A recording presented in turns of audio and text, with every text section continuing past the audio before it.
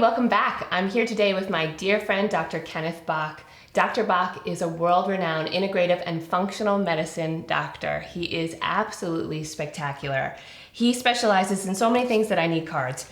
Complex chronic disorders such as autoimmune issues, allergies, autism, ADHD, Lyme's disease, chronic fatigue, and immune issues, amongst many other things. Ken is also captain of Team Kris. You are the reason why I feel good. Yeah, it's my pleasure. You kidding?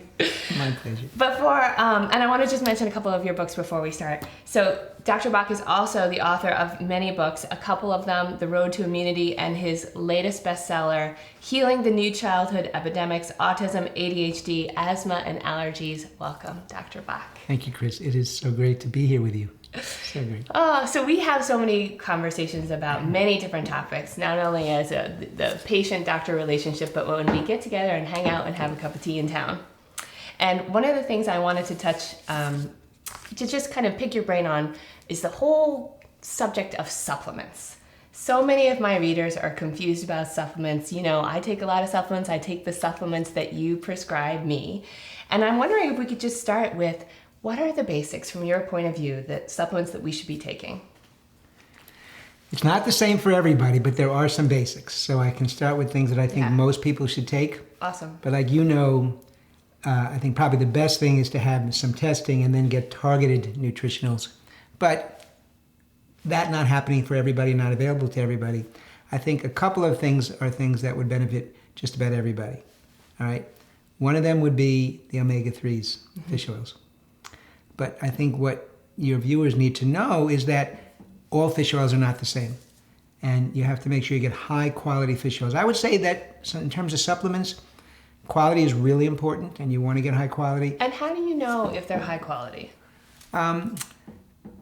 You like to get them from companies that are really respectable. We use, if you can get them through your healthcare practitioner, hopefully they use kind of pharmaceutical grade, so they're almost a notch down from pharmaceuticals. So not to scare you with pharmaceuticals, but in terms of the quality, they really are what they say. The problem in the industry is there's not enough regulation.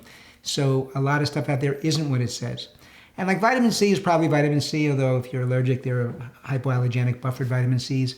But things like fish oils, you don't want PCBs, you don't want mercury, so you want a really high quality fish oil. So I would say you got to make sure, and they may be a little more pricey, but it really does make a difference. And so a lot of my viewers are vegan. If they don't want to have fish oil, what kind of So they could use an omega-3 like flaxseed oil. Okay. Okay, and that would be, flax oil would be fine.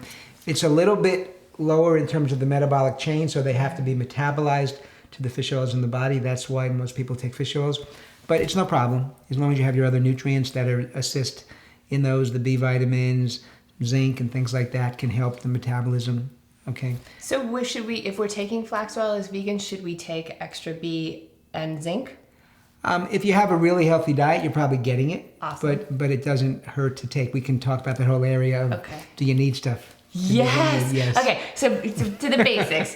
Omegas, we need omegas. What else do we need?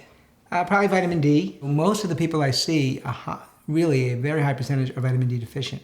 Or vitamin D, as I would say, and this is a big thing in terms of supplements, insufficient. So it's not always a frank deficiency where you go to your doctor and you get a blood test and it says, oh, you're definitely low. If you're, quote, low normal, that might not be enough for you. Let's say vitamin D 30 to 100 is, quote, normal. So if you're 25, somebody will say you're deficient. Well, I'd rather see a lot of people in the 50 to 60 range.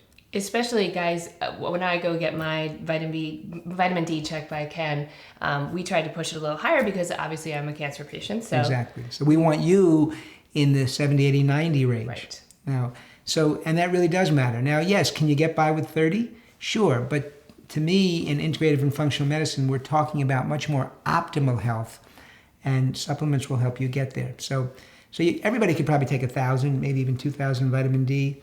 But we do like to test at some point to make sure that whether either you need more or you're not toxic. Right, and those are IUs? Yes. Okay. Great. Ooh. I'm a good student. There you go. Okay, so we have omegas, we have vitamin D, and should we be specific about vitamin D2 versus D3? D3, yeah. You're going to take vitamin D3, and Vitamin D is one that I think it's not like the omegas. I think you can get vitamin D. I mean, it comes in drops, it comes in capsules, it comes in gel caps. I will caution though, because for the kids we use sometimes drops. You have to be very careful that when vitamin D is 1,000 per drop, that you don't do a dropper full, which is 30 drops. And I have actually seen on 2 occasions a mother confusing drops and dropperfuls, and that can be a problem. And that's why we have to follow levels and etc. So it's really important to be clear. Right. If your vitamin D is 1,000 per drop, it's not a dropperful. That's a very good point. And I think also I want to keep going on the list, but for vegans versus omnivores, D2 versus D3, can vegans actually get D3 in a vegan form? I think, but I just prescribe vitamin D3, and I've actually never had anybody question that, but I don't know. I mean, I always think it's okay. I'm going to get back to you on that. I think we'll have to get back on that because I really, truthfully, I've never. And you know what? We'll research it and we'll put it in the blog. Great. What's next? I think probiotics are going to be on your list. That was the next one. I think if we're going to do, she's getting me. What can I say? Probiotics. Yeah, that would be the next one. I would see those. If we're talking about like the basics for everybody, 3, I would say probiotics are one of my top 3. And just like I said with the omega-3s, probiotics are the same way. You need quality. Mm-hmm. Probiotics, not all probiotics are what they seem. A lot of what is put out there is how many billions of colony units may have been at manufacture, may not. Right. What you get in the capsule may be totally different. I've gotten to, over the years, really have some companies that I really favor, I really trust, that really specialize in probiotics. And a lot of them, unfortunately, are geared to professionals, so they make high-quality probiotics that come through health practitioners. But you can... Like Dr. O'Hara's. Do you like Dr. O'Hara's? Yeah. I don't particularly use him as much, but those are good, yes. Mm-hmm. And there are... Yeah, I think the key is to get one that's... First of all, it's got to be billions, not millions. Mm-hmm. And maybe we just say 20, 25 billion, but, infants, maybe, little kids, you might use a little less. In complicated conditions, you might need a lot more. And they just need to be, the key is that they're high quality so that they are what they say and that they adhere to the mucosa. If you have a probiotic that just goes through you, that's not good. You want a probiotic that's really live, viable, and adheres to the intestinal mucosa so it does its job. Okay, that's awesome. Takes residence, basically. It takes residence. Moves in. It moves in yeah. and multiplies. Like I'm moving in. Okay. Well, you're welcome. You're welcome to stay. So just talking about getting tested, because I know that that's a big thing. And guys, if you've been following me, you know that I always go get the blood work done. I like to look under the hood when I first approached Dr. Bock. I was like, will you look under my hood? I was like, what are you talking about, lady? But meanwhile, though, I love that expression. I love it. Take a look under my hood. So we look under the hood. We look under the hood every about 3 months or so. And I'm doing a very specific protocol right now with Dr. Bock. So tell me why we do that. And for folks who want to do that at home, what should they do to find a doctor who can do what you do? There are a number of organizations that help teach doctors this, and one of them was one I've been with for almost 30 years as a past president, called ACAM, the American College for Advancement in Medicine, and it's acam.org, and they have a list of practitioners. You can find some near you. Functional medicine practitioners would be listed probably on the functional medicine website. I'm not sure if it's Institute for Functional Medicine or IFM.